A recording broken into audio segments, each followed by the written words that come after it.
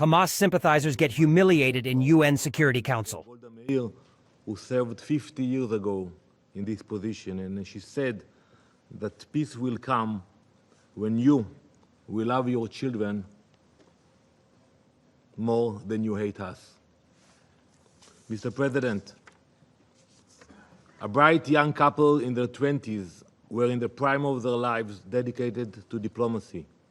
Yaron Lishinsky and Sarah Lynn Milgram were stars in Israel's foreign service, working in the diplomatic team at the Israeli embassy in Washington, D.C.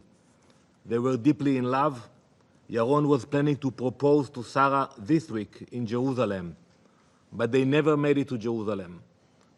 A week ago, last Wednesday night, as they were leaving an event for young diplomats hosted by the Capital Jewish Museum, they were shot dead, murdered by a terrorist screaming, "Free Palestine, free Palestine." This was a targeted anti-Semitic assassination of two Israeli diplomats on American soil. This was anti-Semitic terrorism of the most horrific order. It was an act of pure evil. The animal who pulled the trigger was just the final link in a chain of incitement that stretches across social media, across university campuses, across valleys, and yes, across the floor of this very council. The blood of Yaron and Sarah is not only on the shooter's hands, it is on every official, every influencer, every academic, every anti-Semite, every so-called expert who has spent the last 19 months portraying Israel as a genocidal regime and terrorists as freedom fighters. But we cannot talk about such recklessness without talking about Mr. Tom Fletcher, who sat here a few weeks ago. Mr. Fletcher has assumed the role of moral preacher. His speeches and statements drip with pomposity and self-righteousness, but not a shred of responsibility. Just a few weeks ago, in this chamber, he accused Israel of genocide.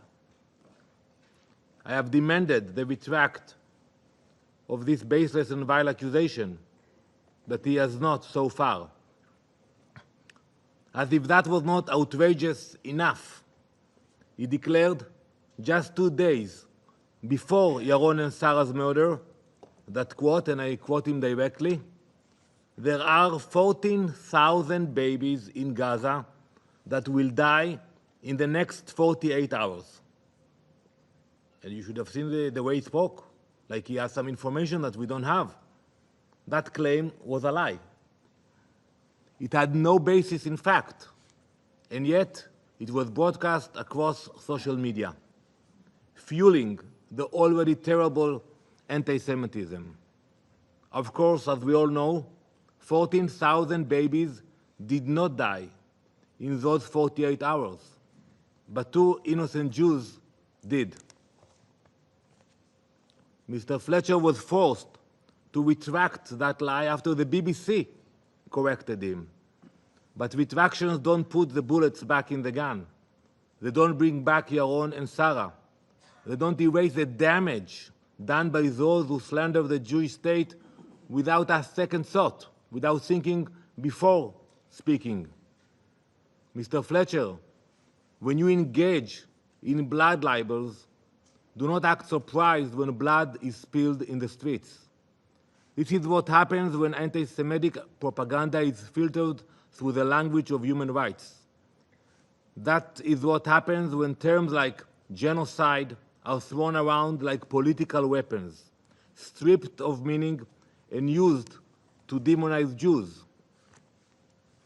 This council has become a megaphone for that hate, a place where the worst actors in the international system use the banner of justice to justify violence, a place where the representative of Libya can sit at this very table and desecrate the memory of the Holocaust by calling Gaza, and I quote, 21st century Holocaust.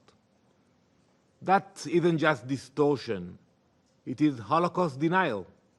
And yet, there was no condemnation for most of you sitting here. You faced no consequences.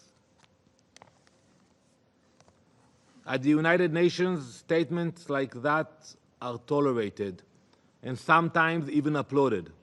But don't mistake the applause for morality. Words have consequences.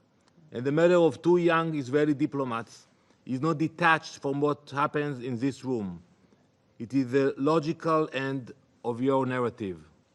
The people who chant from the river to the sea are not separate from the people who sit here in suits and ties and accuse Israel of genocide.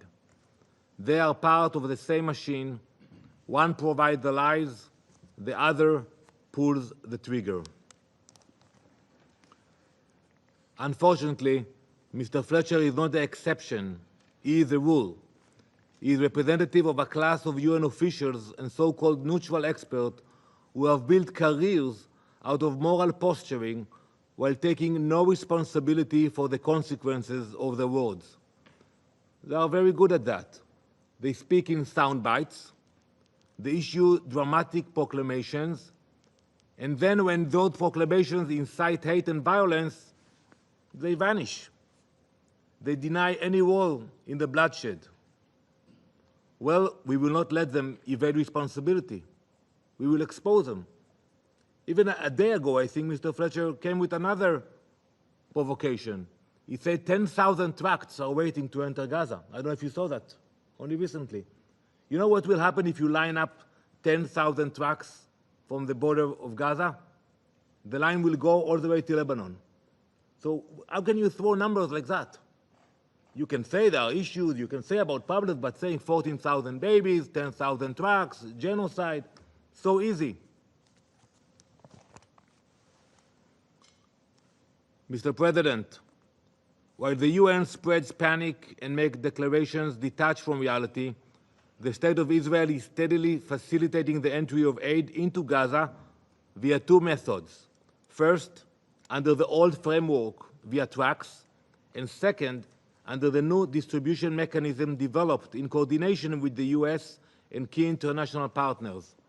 As of now, both mechanisms are working simultaneously and will continue to do so for the immediate future. We are not only allowing aid in, but we are ensuring it reaches the people who need it most.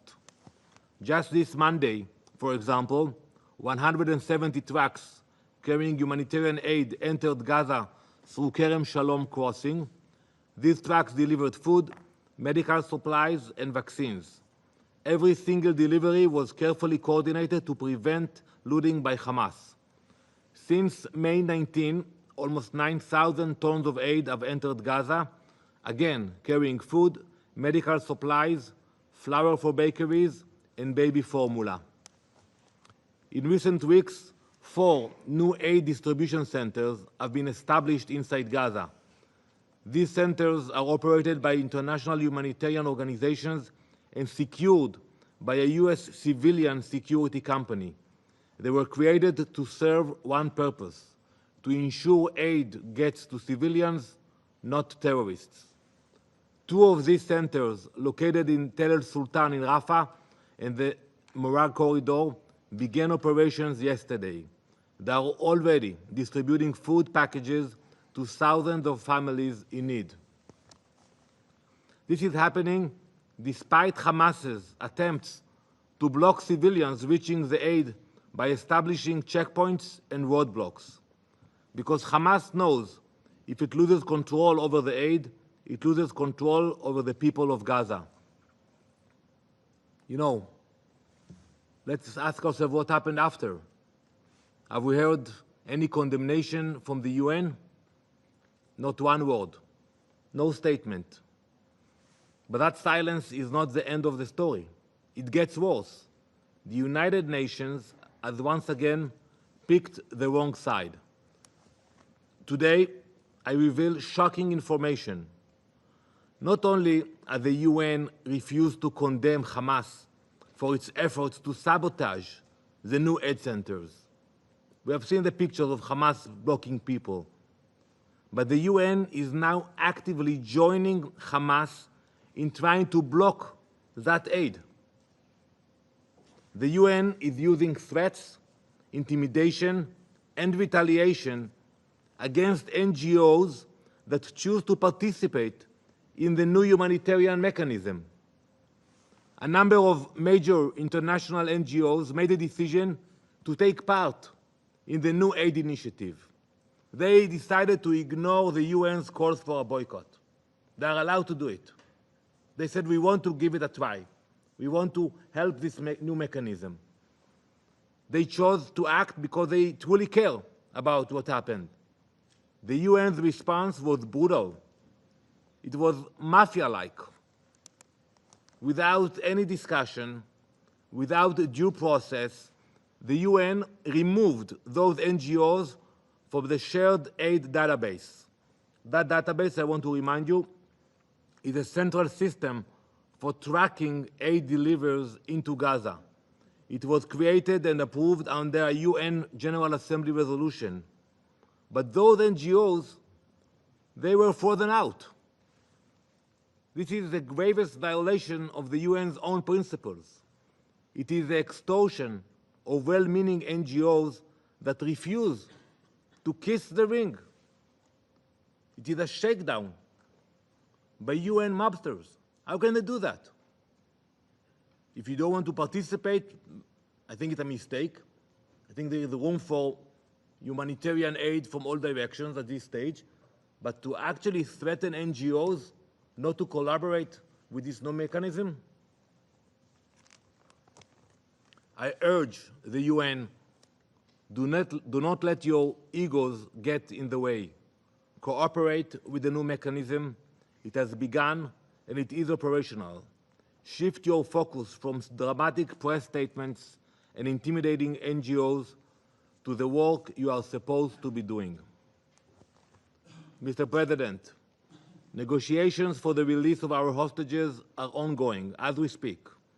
We accepted the last offer on the table, but Hamas said no. It is Hamas that has refused every credible offer. It is Hamas that continues to use human beings, our hostages, who they have cruelly held for 600 days now, as currency.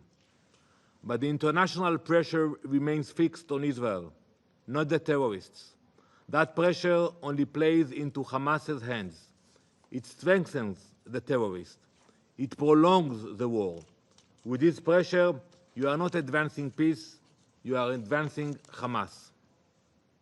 Still, the simple fact remains that there can be no progress until all our hostages are released.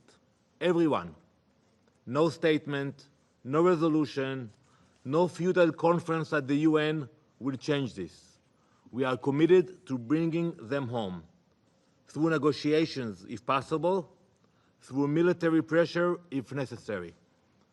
But we will not leave them behind. We will not apologize for defending our people from those who will destroy us. No matter how many lies are told, no matter how many blood libels are spread, we will continue to fight for the lives of our citizens and for the future of our people. Thank you, Mr. President.